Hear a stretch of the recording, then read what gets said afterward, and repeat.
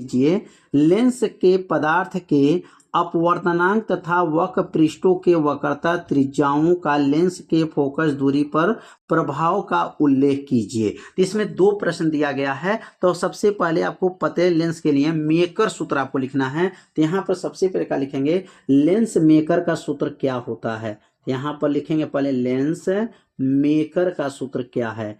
तो पहले lens maker का सूत्र लिखने के बाद से उसका निगमन भी करना है। तो लेंस मेकर का यहाँ पर सूत्र हो जाएगा, और यहाँ लेंस मेकर का जब सूत्र का निगमन जब करेंगे तो सबसे पहले लेंस मेकर का सूत्र को बताना पड़ेगा कि लेंस मेकर का सूत्र क्या होता है। तो सूत्र याद रखेंगे, 1/f बराबर होता है n-1 कोष्टक में 1/r1 माइनस 1/r2 होता है। ये किनका सूत्र है, तो कहेंगे यह लेंस मेकर का जो है क्या है, सूत्र है। तो लेंस मेकर का सूत्र जो है आपको याद रखना है, 1/f बराबर क्या है, n-1 कोष्टक में 1/r1 माइनस 1/r2 होता है। अब इस सूत्र का निगमन करके आपको दिखाया जाएगा कि ये सूत्र कहाँ से आया। ये सूत्र का व्युत्पन्न भी करना है, निगमन भी करना है। तो सबसे पहले क्या करना पड़ेगा, यहाँ पर एक चित्र बनाना पड़ेगा, और चित्र बना करके पहले माना लिखना पड़ेगा,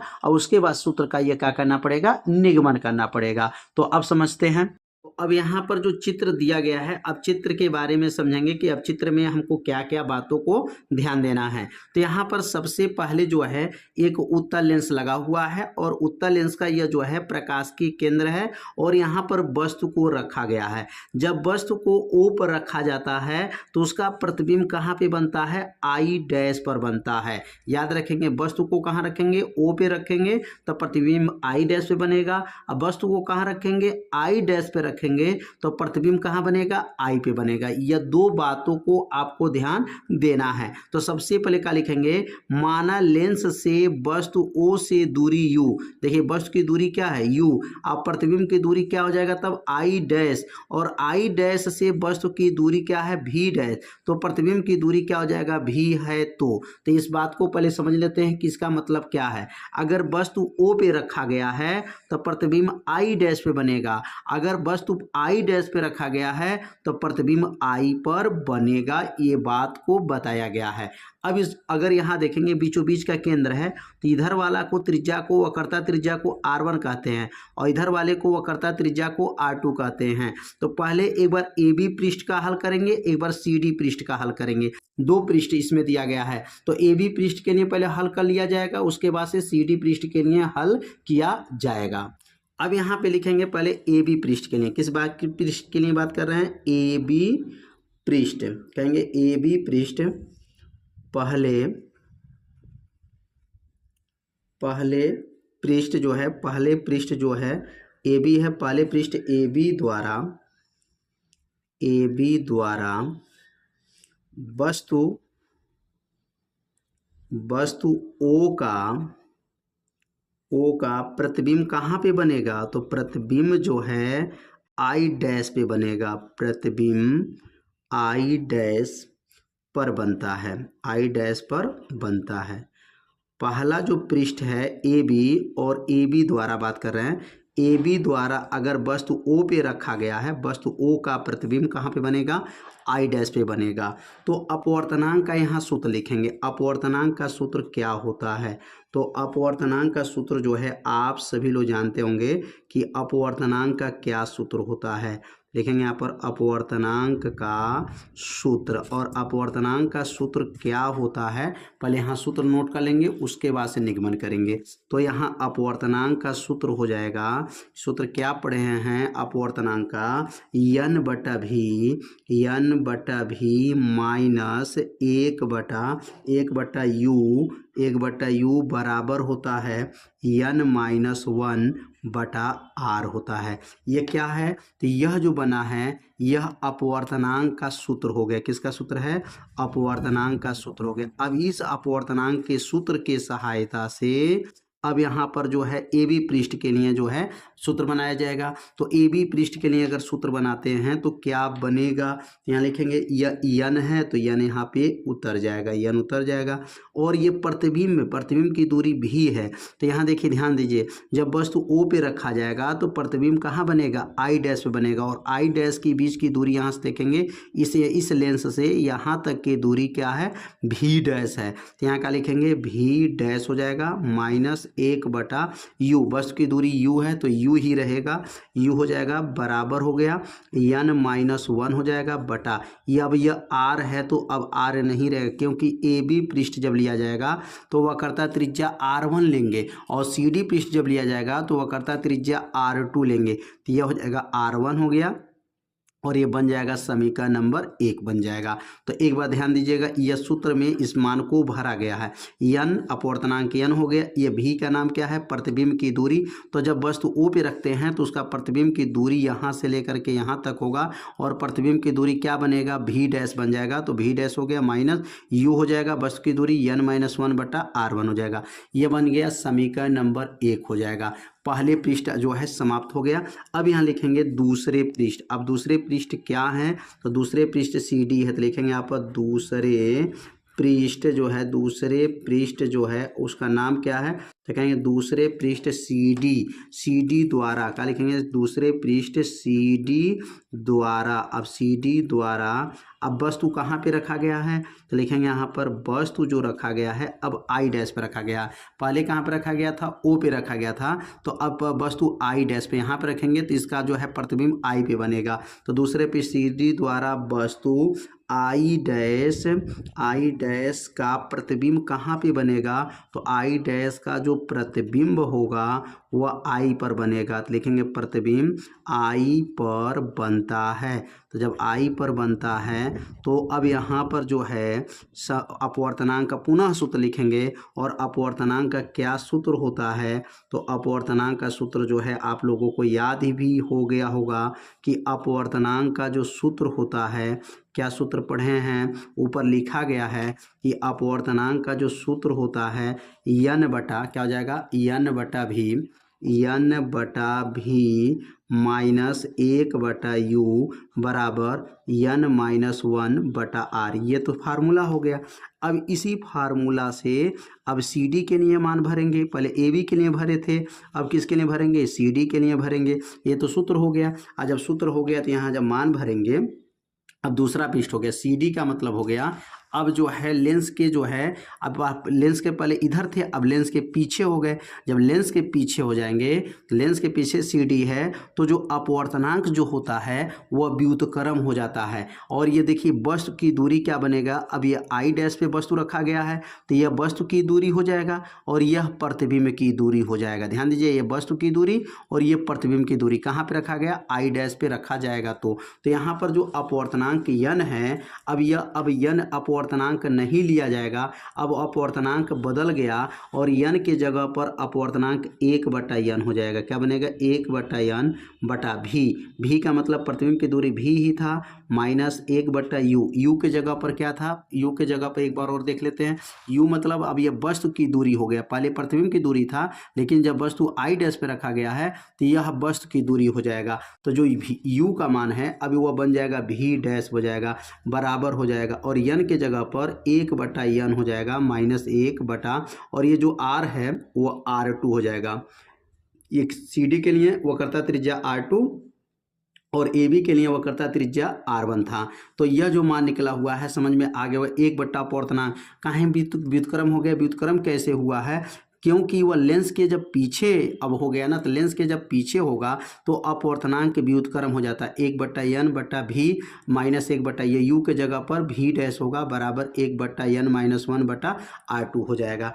अगर यहाँ पर n का मान अगर बट्टा में दिखाई दे रहा है तो इसको लिख दें, यहाँ पर दोनों पक्षों में n से गुणा कर लिया जाए। दोनों पक्षों में कितना से, n से गुणा करने पर, दोनों पक्षों में n से गुणा करने पर, अब यहाँ दोनों पक्षों में n से क्या करेंगे, गुणा करेंगे। तो जब n से गुणा करेंगे तो क्या बनेगा, तो n से गुणा करेंगे और गुणा करने के बाद n से इसमें गुणा होगा, n से इसमें गुणा होगा, n से इसमें गुणा होगा, n से इसमें गुणा होगा।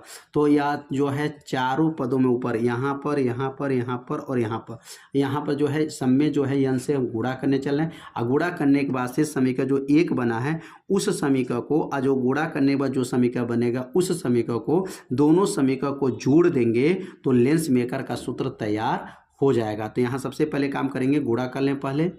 तो अब यहाँ पे गुणा करेंगे, n बटा n हो जाएगा बटा भी माइनस n बटा भी डैश हो जाएगा बराबर, अब यहाँ पे क्या था 1 बटा n था तो n बटा n हो जाएगा माइनस n जो है बटा क्या हो जाएगा R2 हो जाएगा। दोनों पक्षों में किससे गुणा कर लिए, n से गुणा कर लिए। जब n से गुणा करेंगे n से n कट जाएगा, क्या बचेगा 1 बटा भी माइनस n बटा भी का डैश बराबर, और यहाँ n से n कट जाएगा तो 1 माइनस n बटा यह हो जाएगा R2 और बन जाएगा समीकरण नंबर क्या, समीकरण नंबर 2 बन गया। अब समीकरण 1 और समीकरण 2 को क्या करेंगे, जोड़ लेंगे। तो लिखेंगे यहाँ पर समीकरण 1 तथा समीकरण 2 को क्या करेंगे, जोड़ने पर समीकरण दोनों को जोड़ेंगे तो समीकरण 1 तथा समीकरण 2 को जोड़ने पर अब दोनों समीकरण को जोड़ दिया जाएगा। तो जोड़ने पर क्या प्राप्त होगा, तो समीकरण 1 क्या था, तो समीकरण 1 क्या था, तो समीकरण 1 में अपने कॉपी में अगर नोट किए होंगे तो देख लीजिएगा। समीकरण 1 क्या था, n बटा भी डैश था और क्या था माइनस 1 बटा यू, ये समीकरण नंबर 1 है। और ये समीकरण नंबर 2 को जोड़ेंगे यहाँ पर 1 बटा भी माइनस n बटा भी डैश हो जाएगा। यहाँ से लेकर समीकरण 1 बन गया, ये समीकरण 2 बन गया। और समीकरण 1 में क्या था, बराबर के उधर क्या था n माइनस 1 बटा R1 था, और समीकरण 2 में क्या है 1 माइनस n बटा क्या है R2 है। अब यहाँ पर यहाँ से लेकर के यहाँ तक ये समीकरण 1 है और ये समीकरण 2 है, समीकरण 1 है, समीकरण 2 है। अब दोनों का यहाँ पे ध्यान देंगे। अब यहाँ पे जो कटने वाला जो रहेगा काट देंगे, या दोनों सेम में कट जाएगा, प्लस माइनस है कट गया। कटने के बाद बचेगा क्या, तो यहाँ बचेगा 1 बटा भी माइनस 1 बटा यू बराबर, अब इसमें से कॉमन तो ले सकते हैं n माइनस 1, लेकिन यहाँ n माइनस 1 नहीं है, मतलब इसको सीधा करेंगे तो सीधा कैसे होगा, n माइनस 1 बटा क्या बनेगा, यह R1 माइनस कॉमन कर लीजिए तो क्या बनेगा n माइनस 1 बटा क्या बन जाएगा, यह R2 हो जाएगा। इसमें से माइनस कॉमन कर लिया गया है तो n माइनस 1 n माइनस 1। अब दोनों में से n माइनस 1 को कॉमन कर लीजिए, 1 बटा भी माइनस 1 बटा यू बराबर, इसमें से n माइनस 1 कॉमन हो जाएगा तो क्या बचेगा 1 बटा R1 माइनस 1 बटा R2 हो जाएगा।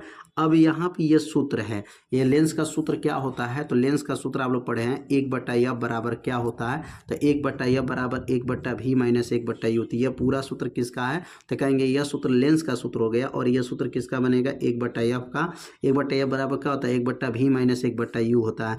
और n माइनस 1 हो जाएगा कोष्टक में 1 बटा R1 माइनस 1 बटा R2 हो जाएगा। और यही क्या बन जाएगा, लेंस मेकर का यह जो है सूत्र बन गया। 1 बटा एफ कहाँ से आ गया, क्योंकि 1 बटा भी माइनस 1 बटा यू किसका सूत्र है, लेंस का सूत्र होता है।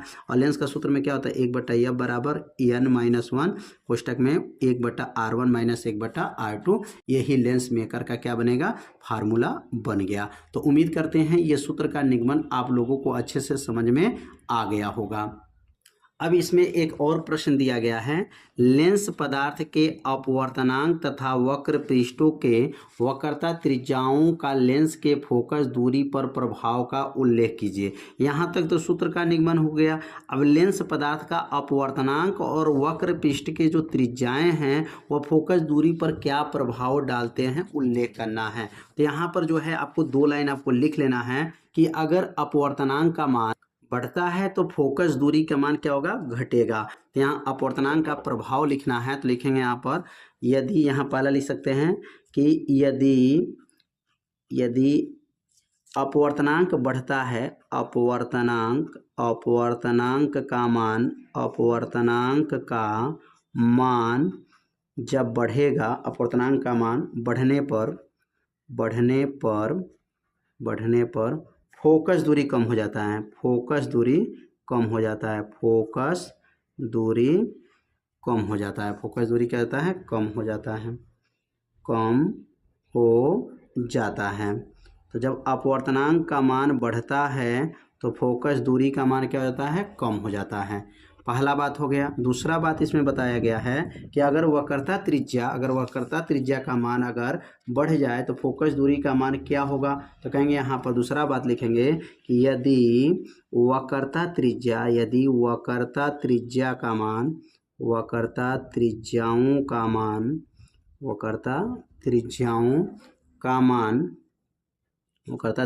का मान अगर बढ़ जाए, बढ़ने पर फोकस दूरी का मान बढ़ जाता है, बढ़ने पर फोकस दूरी का मान बढ़ जाता है, फोकस दूरी का मान बढ़ जाता है, मान बढ़ जाता है। तो यह क्वेश्चन जो है अब कंप्लीट हो गया। इसमें प्रश्न क्या था, लेंस मेकर का सूत्र का निगमन कीजिए। लेंस मेकर का सूत्र का निगमन हुआ है और अपवर्तनांक पर क्या प्रभाव पड़ेगा फोकस दूरी के अनुसार। तो जब अपवर्तनांक का मान बढ़ने पर फोकस दूरी का मान क्या होता है, कम होता है, और वक्रता त्रिज्या का मान बढ़ने पर फोकस दूरी का मान क्या होता है, बढ़ जाता है। वक्रता बढ़ेगा, फोकस दूरी का मान बढ़ेगा। तो समझ में आ गया होगा, ये दो प्रभाव जो है आपको उल्लेख करना था तो उल्लेख हो गया।